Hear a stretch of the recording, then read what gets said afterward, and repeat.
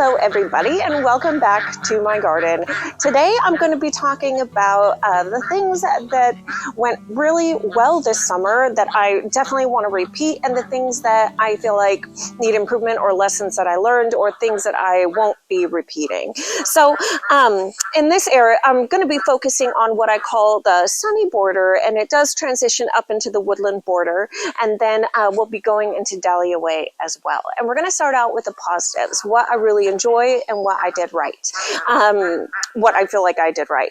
So the first thing that I'm going to be doing again next summer is going to be planting up zinnias. However, I did a lot of Oklahoma pink, and this year I want to add a lot more variety, and I'm thinking like the Queenie Lime series, and of course adding some more Benaries, giant Benaries in there. So next year we're definitely going heavy with the zinnias, and we're actually going to be carrying it into a lot of this border as well, and the gomphrena. So I'm definitely, as you can see, the gomphrena here has needed no deadheading, and things are looking rough. I'm just warning you all, things are looking rough. The gomphrena has needed no deadheading. Once it blooms, it just goes and goes and goes. As far as low maintenance goes, that and the Verbena bonariensis, it just, you plant them and forget it, and they just go. And I really appreciate things like that. Our zinnias have gotten the powdery mildew, and they have gotten some spider mites on them. They are still producing, so I'm actually not going to be ripping them out quite yet. This is the 1st of October, so this is the month that I am going to be taking a lot of this area out. A lot of these areas where the annuals are planted, like the zinnias and the gomphrena, and a lot of this potato vine here, I use these for my annual beds, which means I'm going to be turning them over. I have a lot of seeds that I'm starting indoors, and I have to kind of decide where I'm going to be putting the foxgloves and snapdragons and feverfew and things like that. And things right now are just such a tangled, overgrown mess, and I'm trying to embrace the mess. It's a beautiful part of the season. I don't want to cut anything back to, I don't want to go too crazy and start just pulling and ripping, even though that's what I really want to do. I would really want to start cleaning this up and ripping things out. It's really important for nature and all of the life that this area supports to leave it in as long as possible, even over winter if you can. And that's what I usually do. I try to leave as much as I can. However, the beds that I'm turning over and replanting, you know, you got to do what you got to do. So things have to be taken out. Excuse the ducks. They're in the pool and they're very noisy right now. So I'm trying to preserve as much as I can. And I also have a lot of bergamot in this area that I started from seed, and that has actually done really well, but it didn't have as much space. As you can see here, you can kind of come in. This is a lot of the Monarda, and it is beautiful, and I think I need to find another place for maybe the gomphrena, because the Monarda actually loves wet feet, and this area with the way that the ground is sloped, a lot of water kind of pools more heavily in this area. This area is the one that stays the wettest the longest. So I have kind of carefully planted plants like Monarda, and I have Joe Pye weed right here. This Joe Pye weed I planted it in the fall, and this is another thing that I actually was one of the few transplants that I did. All the heads are kind of dying, and they're old now. But I planted this Joe Pye weed in the fall, and I actually had it higher up in the sunny border, and it just wasn't really growing, and it looked really dry. And then I thought, let's put it in a place where, you know, it's going to get a lot more moisture on it. And I put it in this place, and it just went so it really likes it. The lavender flopping all over it. I need to cut this lavender back. However, like I said, I'm trying to preserve as much as I can, and, you know, just control the clippers and the ripping things out, because all of this stuff is still really important to the bees, the pollinators, everything that flies by. And actually, I've seen a lot of hummingbirds enjoying this lavender lately as well. So it's important for a lot of creatures, big and small. Another thing that I really enjoy, and follow me up this way, and I'm really proud, these are anise hyssops that I started from seed, and I will be moving them And they have just been completely crowded out by the potato vine that I put in here. But I think that they are lovely, and now that they are taller, I'm going to be moving them to the back of the border.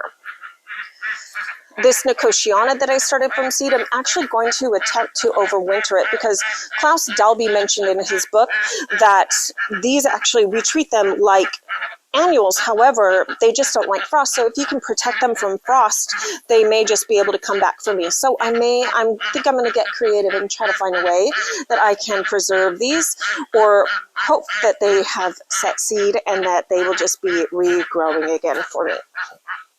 So another thing that I really enjoy about this border that I did, I put in, I want to say it was like 4 to 6 potato vine plants. I got the lime green one, and then I also got this purple foliage one. I don't remember the exact name or cultivars of them, and they have loved our garden. As you can see here, they have like grown through and amongst everything, and it is really beautiful. However, in the coming weeks, I'm going to be working on transplanting them to the back of this fence line, because I have these wire trellises that I installed here, and as you can see, as we come up this direction, they actually have come up, and they actually are naturally kind of doing what I want them to do. So I'm going to plant them along the fence line, and I'm just going to let them go up the wire trellis and hopefully cover this entire thing next season. So I think that's definitely how I want to use them in the garden going forward. Up here, I have, now we're getting into the areas that I need to correct.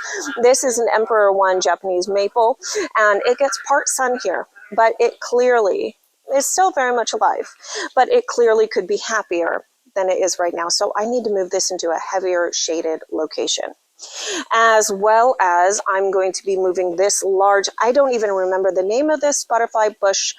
It's several years old, and I just don't remember, but I don't actually like the form or the shape of it. It's a little tall, it's a little wild, and at the beginning of every year, I actually come and I whack it literally right back to the ground. And in one growing season, you can see that it does all of this. So I don't really necessarily want this form in this garden right here. However, I think that it would be really beautiful in the east garden, where I really want things to take up space and take up height as well. So I think that this will be perfect right in there. Some things that I'm going to be removing, and I'm actually even going to be removing it while we talk. I'm going to be taking out this rosemary shrub, just because I'd rather start rosemary and keep it small and keep it in our raised bed areas, where I put a lot of our like herbs and seasonings and things like that I like to grow. This is another failure right here. This is a North Pole arborvitae, and I planted it probably too late in the spring. Honestly, I think that we had just too hot a weather. And I planted it, and I babied it, and I watered it, and it was just too much, and it just didn't survive. So I'll be taking this out as well. And I also made the error of moving this lemon cypress and the other lemon cypress. So as you can see, if you can zoom in right here, they're still green. There's still life. However, I don't know how it bounces back. I actually haven't had an arborvitae like this that has a lot of dead on it.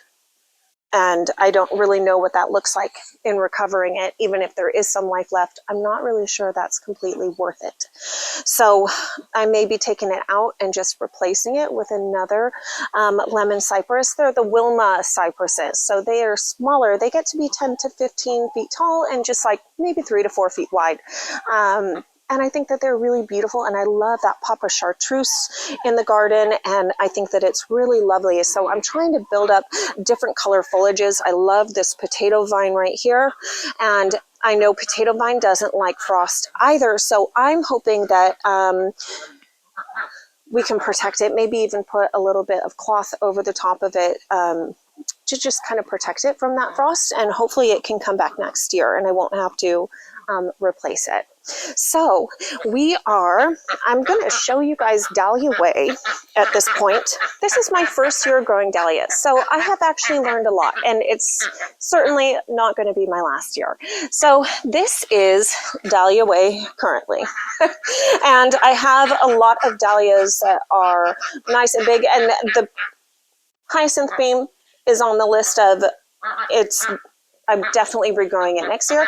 I'm just not going to attempt to try to make it a hedge planting. It clearly doesn't function like that. It would be beautiful over these trellises here, which it has been, but I need to kind of take this out. And this is, not all of my dahlias are in full bloom yet. This is K.A. Mocha Jake, and she is really beautiful and doing so well. And I love just the soft, where did that one go?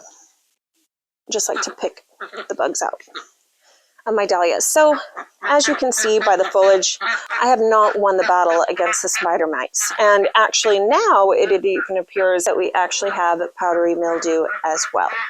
But I would say that this is a lovely winning combination that I will be repeating next year, and that is cosmos and dahlias grown together in the combination of this Amistad salvia. This is my first year growing this Amistad salvia, and it is truly one of my absolute favorites. Beautiful salvias, and I love just the dark purple blue blooms that it gives.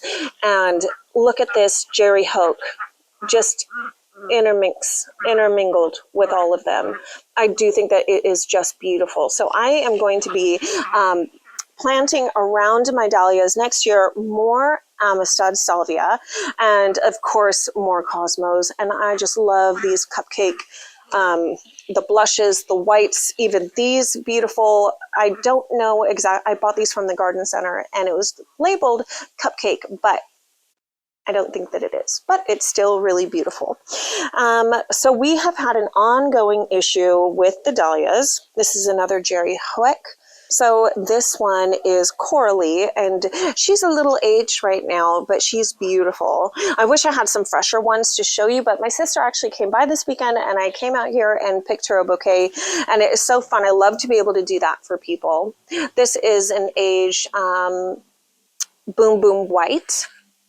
And then we have this really interesting, this is Breakout, a super unique Breakout.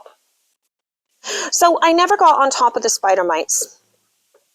The spider mite issue has been ongoing from the beginning, and even the ones that I have completely cut down, they have come back, you know, with the spider mites as well. So I think that what I'm going to be doing next year is, I've learned two things. The dahlias that I have in the front garden, they don't have the spider mite issues and they are more spread out. So maybe I don't plant these as densely. I feel like when I made this Dahlia Way here, as what I call it, it really just became like a beacon for all spider mites to just come and enjoy this wonderful buffet that I apparently put together for them. So maybe next year I spread them out through the landscape a little further. I do still love the idea of having a dahlia walk. So I have two options. Either one, I get on top of the spider mites really early and start watching out for them and start spraying the insecticidal soap the moment I see any sight or damage of them. Oh, look at, and the butterflies here.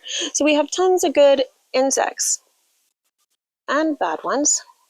But I love seeing the butterflies on everything. So I'm not sure that I'm going to be planting as densely, or at least if I do, I'm going to have to get on top rather than start out behind, which is what I did this year. All right. And so another thing that I absolutely loved is this is a Sartrelois. I know I'm mispronouncing that, tomato plant. And I planted it down here and it just grew all over this beautiful trellis. And I actually love that. This plant has been one of my most vigorous producers and growers. So I will definitely, and this is my favorite tomato. And it is just wonderful in a Capri salad or sliced up, however you want to dish it up. This is such a tomato worth growing. So, and I got it from Rare Seeds, so definitely check it out. I'll definitely be planting tomatoes on these trellises this coming spring season. And another thing that this is twofold. This geranium has done remarkably well. And I would actually argue it's done too well. It has literally choked out. It is growing up this pittosporum shrub slash small tree. This pittosporum is going to get up to about 20 feet tall or so, and about as wide. And I'm going to be moving this to the East Garden this fall. So this week, I'm kind of showing you what I'm going to be doing, and then we're going to be starting the great transplant. But today I'm actually going to be ripping this out. And before you get upset with me for ripping this out, first of all, I'm tired of trying to contain this. I come and cut it and cut it and cut it. I had no idea that this geranium would be so happy in our garden, but it is. But I'm going to show you a little something. Excuse the yard, it's messy. We've just been focusing on just trying to like get tasks done and not the aesthetics of the garden so much right now. But this right here is my magical pot that just generates geraniums. It's amazing. You take this geranium out, and then before you know it, it just grows you a whole nother geranium in its place. So clearly, I like to joke, this is my magical geranium pot. However, it is true. I mean, I clearly am leaving some roots behind. All of the geraniums have come from this pot, and I have put them at various points in the garden. They have completely taken over, and every time I turn around, I have another geranium there. So clearly, it is growing back from the roots. It really loves this garden, this heat, the temperature in this area, this the lighting, the location, something or another. So I'm going to be taking out that geranium today, and I'm sure that there are going to be many more geraniums that come in its place as well. I'm not worried about it. I actually think that it's going to come back right where it is, and maybe I just chop it all the way back again or rip it out again. But I just don't need that kind of bully thug at the very front of my sunny border. So let's take it out.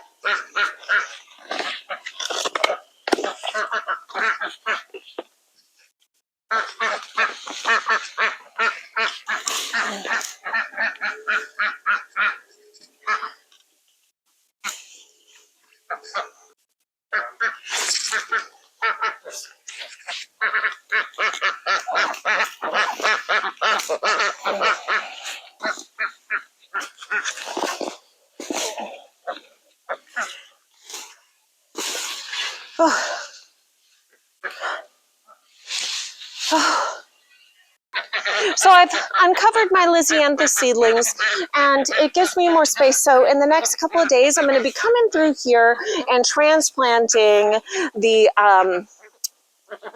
potato vine. But let's go ahead and get the rosemary shrub out, and let's get this tree that is dead out. And for the rosemary shrub,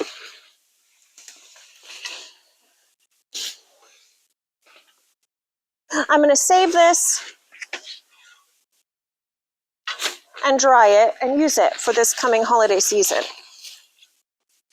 And as you can see, this potato vine is so vigorous. It definitely loved this space. And just like I thought, just came out so easily. Roots are gone. It's always sad when your like bigger ticket items, your more statement pieces bite the dust, but it is what it is. There's always going to be losses. Another thing, while I'm here and remembering, this is echinacea.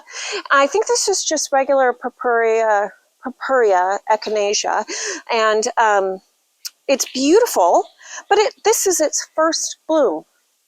And I would say that I actually want to fall start these. I'm putting them on my list of things that I am going to fall start, because I would like blooms earlier in the season, and I think that it was because I started these at the time that I did later in the spring that they just didn't really have the time. So I'm definitely putting this on my list of things to start this fall. So thank you everyone for joining me today while I just kind of do a quick little run through of the things that I liked that are doing great, and then I'm going to repeat and the things that have got to go. I'm planning on getting out here tomorrow as well and filming again, and hopefully we'll be doing more transplanting and moving a lot of this potato vine behind me. So, and also prepping some larger shrubs to be moved. So stay tuned for that. And I hope you join me next time, and I hope you had a wonderful day. Thank you so much.